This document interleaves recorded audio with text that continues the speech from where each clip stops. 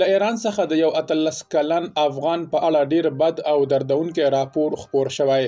په نوموړي هیواد کې یو 18 کلن افغان په ډیر بېرحمانه ډول وژل شوی دی. دغه ځوان چا او ولې وژلی؟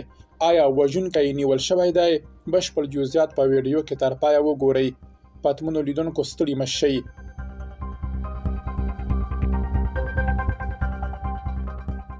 د ایران پولیسو ویلي چې یو ایرانی کس یې د 18 کلن افغان کډوال د وژنې په تور نیولی. د امیر رضایي په نوم د یو افغان جسد څو ورځې وړاندې په داسې حال کې په یو باغ کې وموندل شو چې لاسونه یې تړل شوي وو. د تهران د دماوند د پولیسو مشر مرتضی ملکی ویلي چې یو ایرانی کس یې د افغان کډوال د قتل په تور نیولی او نیول شوي کس په خپل جرم اعتراف هم کړی دی. د دماوند د پولیسو مشر ویلي د ورکېدو د راپور تر ثبتېدو وروسته څېړنې پیل شوې.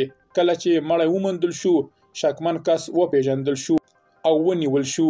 نوموړي د پلټنو پر مهال جرم منلی دی چې شکمن کس د تهران د ابسر له سیمې بهر اوسیږي او د امیر رضایي د وژلو دلیل یې کار او مالی شخړه ښودلې ده.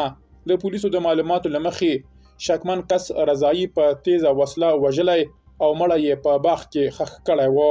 رضایي د سکواټور چلولو لپاره د جولای پر 2 له کوره وتلی و او څو ورځې وروسته یې له کورنۍ سره اړیکه پرې شوې وه چې وروسته یې مړ جسد په یو باغ کې وموندل شو. پر همدغه مهال ځایي خلکو ویلي چې مړی په داسې حال کې موندل شوی چې لاسونه یې تړلي وو او سر یې پرې شوی و.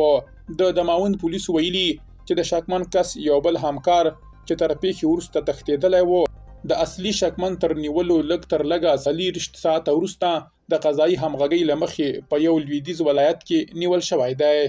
درنو لیدونکو له ملتیا مو مننه.